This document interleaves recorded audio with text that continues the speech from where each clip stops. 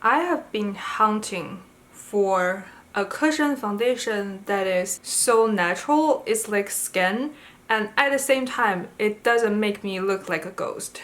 Because every cushion foundation I've tried so far, other than the tier one, of course, it's so pale, even the darkest color. And I am like on the middle of an East Asian skin tone. I'm literally right in the middle. It's not like I'm extremely dark considering I'm an East Asian, okay?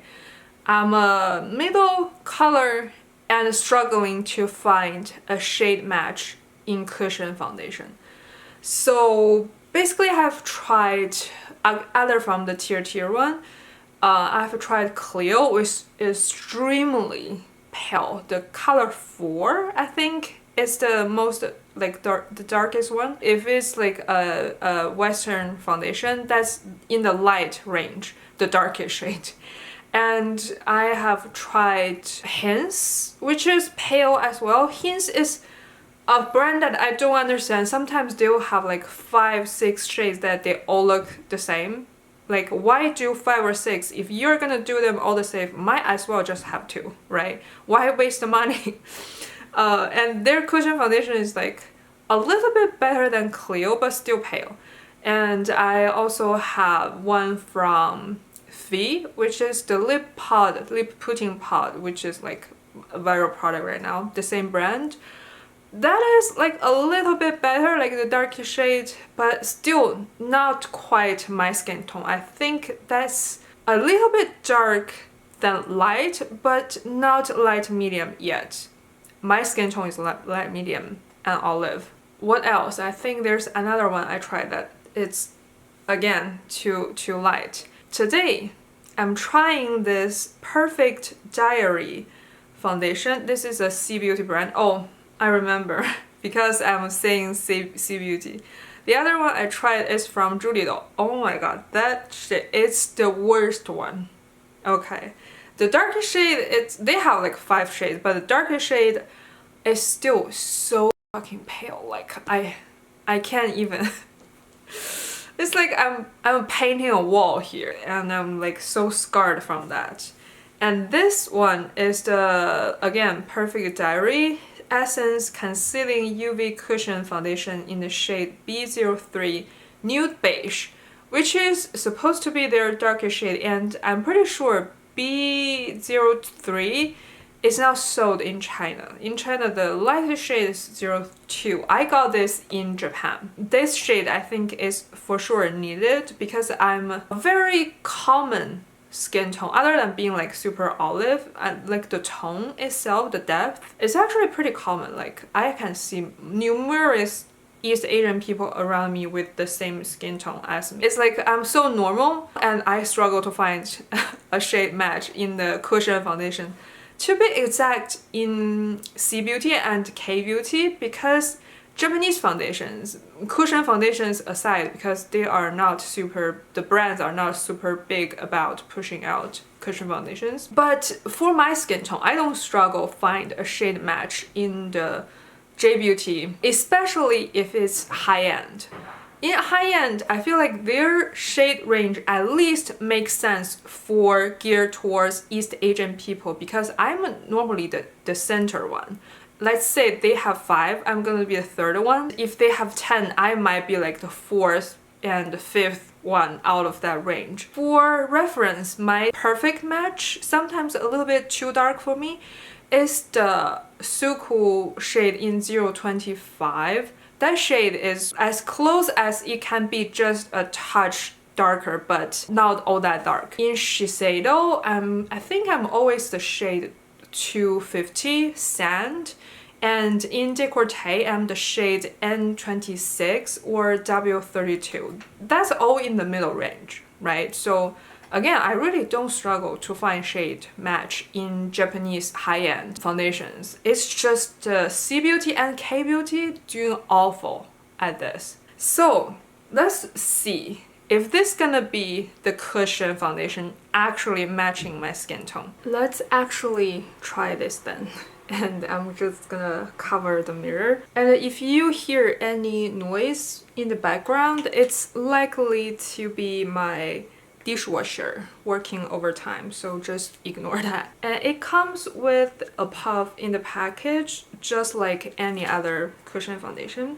I have already opened, and it's kind of a mess. I don't know if you can see this. Like, it's so liquidy. I don't know if this is separated or is it just a formula that's like this, like super liquidy that's like bleeding out. I have never seen a cushion foundation look like this. It's usually more of like a cream formula, so it holds well in the sponge or like the mesh. But this one, it looks a little weird. If you have trypophobia, please look away. But the lid has, well, I feel disgust. Look at that cap. So I'm just gonna describe to you. It's like a bunch of little holes that's supposed to hold, probably, I guess, hold foundation, so you don't have access on your puff. But it's so trypophobia triggering that I can't even. And I think you can see all my skin texture, the discoloration and the pores. I only have skincare and sunscreen on, so enough of talking, let's just apply.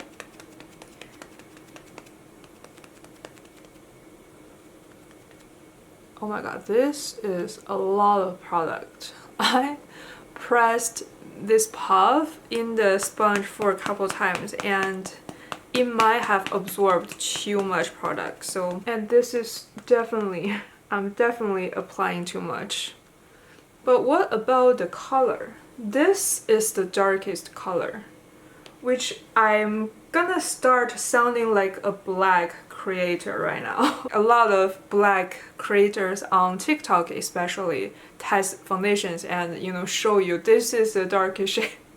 And this, the cushion foundation in East Asia is like kind of the Asian version of that for me, because the darkest shade always still lighter than my skin. Again, I'm applying too much. I think I need to take this off and start over because I can't assess the situation because how much I have applied. We're back at it. I have took that off, reapplied my skincare, sunscreen, and let it set for a bit. So I think we are ready again. And I'm spreading it all across my face. I think this look like the correct amount. The last time I was pricing too many times because that puff didn't show the product on it, so I thought I wasn't getting any, so I just kept pressing into it. The darker shade, I would still say it's like half a shade too light for me, but it's not too bad. It's like workable. Kind of like shady. It's like, do you actually think this is the darkest shade East Asian gets? Which obviously is not true. Enough of rambling. Actually, the actual formula is beautiful. Applying the right amount, I feel like I can hardly see any product on my skin even. It's like so good. It's up there with all of the other recent favorite foundation I've tried, like the Shiseido one, the name is pretty long, but you know, the serum foundation one, and then Wear Glow. This is up there with those, and this is so good. Actually, I feel like the price is probably aligned with those as well, because this is 3,000 something, but it's like 12 gram. So it's like severely less product than those liquid foundations, and the price isn't that much cheaper. I think this is gonna be about half the price of the Wear Glow, or maybe like even a little bit more than half the price of that one, and half of the price of the Shiseido one, but the amount again is less than half. So it's like the price is up there if you consider the quantity that you're getting. But it is so beautiful. The most beautiful cushion foundation I have ever tried. This is really high-end quality. It's like a dewy finish, but it's not oily type of dewy. It's more like glow, the skincare serum that's giving you. Hey, we are done with our makeup. One thing I noticed that this foundation is probably not for the oily skin people because I have powdered, but it looks like an hour later it looks like it's unpowdered again. Not sure if it's the powder not doing its job, but normally it doesn't become this glowy after just like barely an hour. But it looks great. It's just oily. So I'm thinking if I really want to use this in the summer, I might have to manipulate something with my skincare and maybe sunscreen or some like primer and stuff to kind of change the skin texture a little bit. But I think if you have dry skin, this could be the best thing. And actually with oily skin, I still like this. I still think this looks great. It's just, again, I just need to know how to work with a formula that's this glowy, that like powder wouldn't do much for me.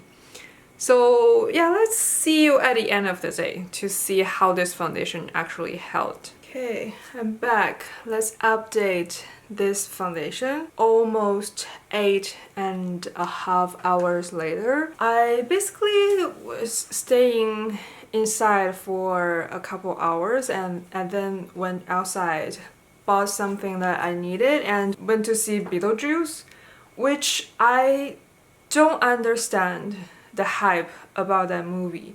Not that anybody like ever hyped that to me, but there's a lot of buzz on TikTok, right? And there's even people do a lip trend where they paint the lip black and they do this and they paint a lime green on top. Only watching the movie, I don't even think that lip represents anything of the movie other than the green color. Maybe there's some backstory behind it that I didn't know, but yeah, I don't know about the actual what's the actual reference, or just people randomly made up a trend. I just feel like the story was so mediocre. The actors did amazing job, but I just think the story was like super mediocre. That's all I can say. It's not like super bad, but it's not good either. So I don't get why people even talk about that. This is such a mediocre movie. The woman, like the super beautiful woman that like body comes into parts, what's even her purpose in this movie? Like I can't think of any purpose of that character in the movie other than being beautiful and kind of scary at the same time. Like there's no actual purpose. Like I can't think of it any. This is such a long ramble before the update, so just jump to the actual update if you're not interested. But I thought her purpose was to basically kill the Beetlejuice so that I don't remember any of the name of the people, but basically the mom of Jenna Ortega doesn't have to marry to Beetlejuice. You know what I mean? Like I thought her purpose is to kill Beetlejuice so this movie can come to a happy ending, but it wasn't that. Like she's stitched her whole body and wandering around in this hell area trying to find Beetlejuice. I don't even know what she wants to do. Does she want to kill Beetlejuice or does she want to marry him again? I don't know. And then she ate by the sandworm and that's it. Like I feel like the story totally wouldn't change without that character.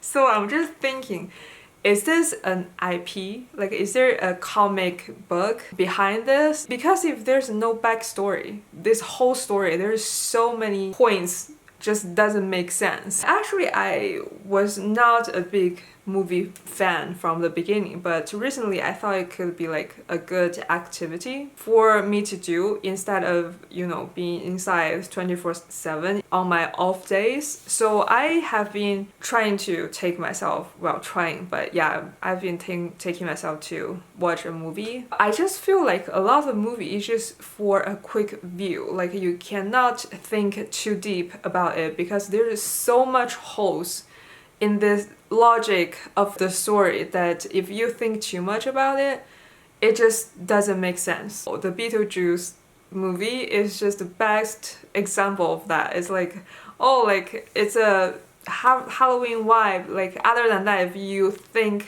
even spend half a minute think about it, there's so many holes in the logic, it doesn't even make sense. But I'm gonna rate this movie 0 out of 10 is gonna be a 4. Sorry if you actually loved the movie, but yeah, I just wasn't used to the concept of movie, I guess. I used to like a long story that explain everything super clear and the logic of the story actually makes sense.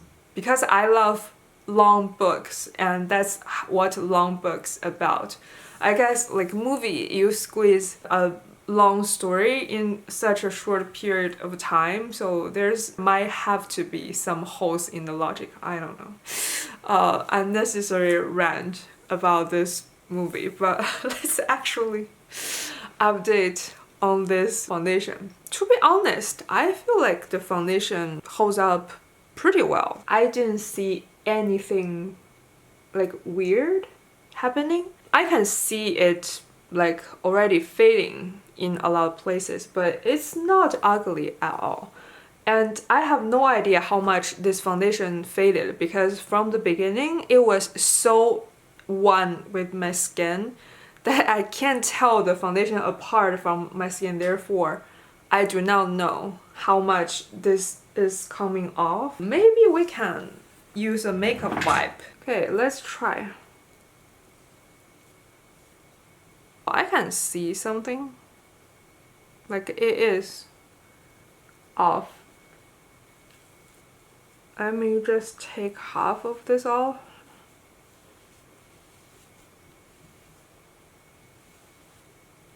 Well, yeah, this lighting is too bright to show you the color, but yeah, it is. Comparing it, I feel like the foundation has faded maybe 50 to 60%, but there's still some coverage there because this side, after wiping it off, it definitely shows a little bit more, but just a touch more because this, from the beginning, I wasn't applying it to like a full coverage or anything. This was like more of light coverage from the beginning, and now it's fading at least half of it. So it's like comparing a skin tint level coverage with your bare skin. So it's not that easy to tell, but again, from this makeup wipe, I can see the difference. So it is holding pretty well. I really love this foundation, and if I ever go through a whole package of this, I might repurchase. Is there like cartridge, you know, this thing that's sold separately? Well, if the product work like this, I imagine they must have a like thing to replace. Only downside for this foundation, other than the shitty shade range, is I'm not gonna show you the lid. The back of this lid is giving you major trypophobia. So triggered when I see this, especially when you pat foundation on top of it. That's one thing you need to pay attention. Other than that, the best cushion foundation I have ever used until now. That's all I have to say. Thank you for watching. Bye.